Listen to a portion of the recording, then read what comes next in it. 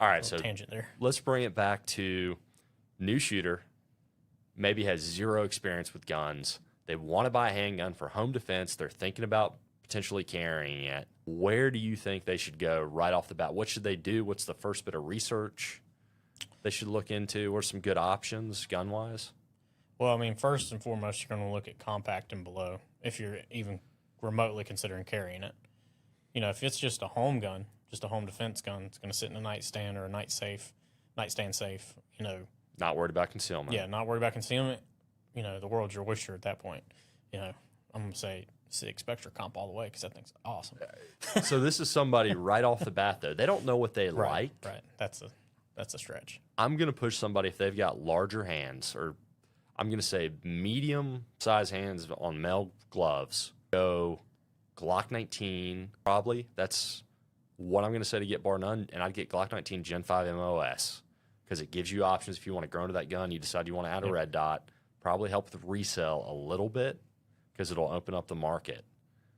But I just think that's a good way if somebody doesn't have a lot of money or if they're really on a budget, probably get like a Taurus G2C or G3. As much as I'm not a huge Taurus fan personally, like I'm not carrying a Taurus, they are good guns, and the few that I've done reviews on have functioned and done well, and they shoot pretty good for the price point, for sure. I think that's probably the best two places to go, and I'm looking at this like, hey, this may not be the gun they end up with, but you see people that are brand new. They go to somebody like me or somebody like you, or they go to a local range. They get like, hey, I can rent 5 guns for $25. They don't know enough to know what they really like and don't like until you develop a baseline skill. And that's the advantage of buying something like the Taurus. They're relatively low money. If you decide you want to sell or get out of it, you're going to take a bath, but you're not out a ton. Yeah. And then Glocks are probably the easiest to resell. Oh, no doubt. I mean, I used to always, 5 years ago or so, I would always tell people, they're like, well, what should I get? Glock, easy. Yeah. Done. But truth be told, if it doesn't feel right in their hands, they shouldn't buy it regardless. Man, I disagree with that because how it feels in the hands doesn't affect how you actually hold it and how it actually shoots. But if it doesn't feel good and they don't like it, they're not going to go shoot it. Yeah, they'll go shoot it. I'm just saying, they'll shoot it more than once. A Glock's never felt good in my hand, but I could control it really well, and I know it's got good resale value. I'm just saying they should use a Glock to avoid, unless they're fine, like, hey, they know they're going to end up with multiple handguns. They want to try multiple things. Buy whatever. Buy a CZ. Buy an FN. I think the best advice is probably go to a range where you can rent a slew of guns and actually shoot some. The problem with that, though, is until they develop that baseline of skill. That's fair. Yeah, that's true. How many people, when we've been to training classes or whatnot, you see the brand new people go out. They've bought a Ruger like SR9 or something. Then they go out. They don't really know what they like. They go shoot a Glock. You can just go either direction. It's easy to resell. That's true. So if you keep most of your value, you're like, this isn't for me, you can get rid of it, take a little hit on it, and go get something you like. I mean, that's fair. I still point people towards Glocks, but I try to look at it as I'm pretty brand loyal to Glock. And if you've got a brand new driver, 16-year-old who has they don't need to tow a trailer, they're not trying to go super fast, you're not going to tell them to get like a BMW M3 or to get a Ford F-250. You're going to tell them to get like a Toyota Camry or like a Honda Accord or something just kind of basic centerline that's, again, easy to resell once they decide what they really want. That's where the Glock kind of shines to me. Yeah, I mean, I don't disagree with you. I'll never point somebody away from a Glock. But, I do want people to end up with something that they like. But you're right. It might just be a starting point. Yeah, the problem is they don't know what they like. Right.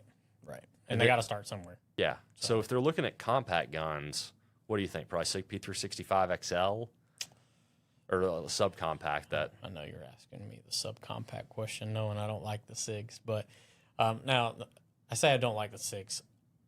Ironically, I own a lot of SIG handguns, but I will not carry a P365. Not because I don't trust it, but just because it's not for me. I think if you carry a P365, great. I have 2 P365 XLs. You also have medium or larger size hands, though, as a male. True, but I also carry a Glock 48, which is in that same realm. to me, just I've carried a Glock since the time I was 18 years old. Glocks just feel like natural to me. It's like putting socks on, you know. So I carry a Glock 48. It's gonna be hard for me not to recommend the Glock 48 if you want something smaller, 43.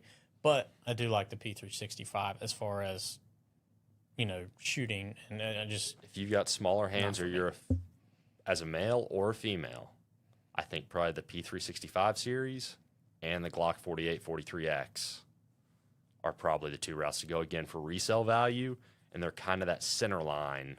If you decide you don't like them, it's going to be easier to get rid of those than it will like a Springfield Hellcat. Right.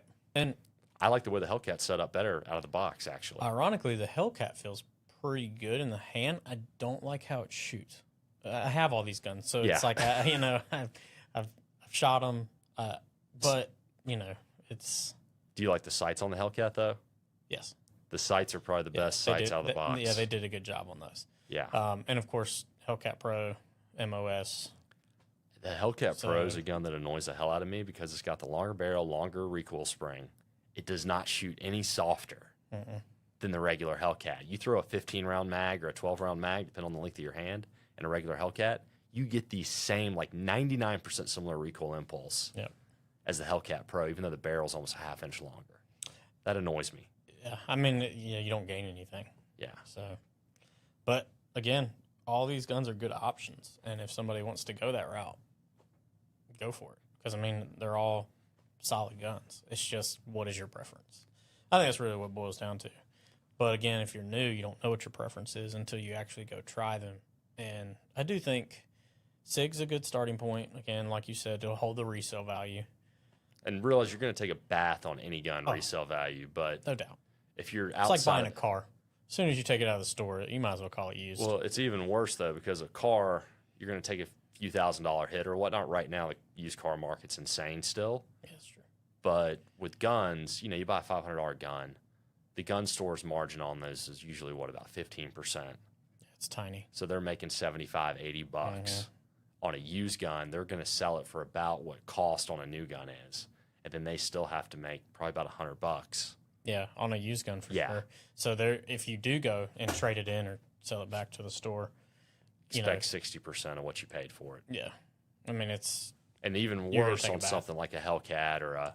You're better off selling it directly to somebody and taking it that route. But it gets hard if you got a buddy who wants to buy it. Great, and know the laws in your state if you can sell directly. But a lot of times people just sell at a gun store, man, because it's easy. Like, I don't want to deal with meeting people and no doubt, especially with firearms. It's one thing to sell, you know, non-regulated items. Yes. When you get into those regulated items, it gets you can't list it on eBay and sell it anywhere around the country. Yeah.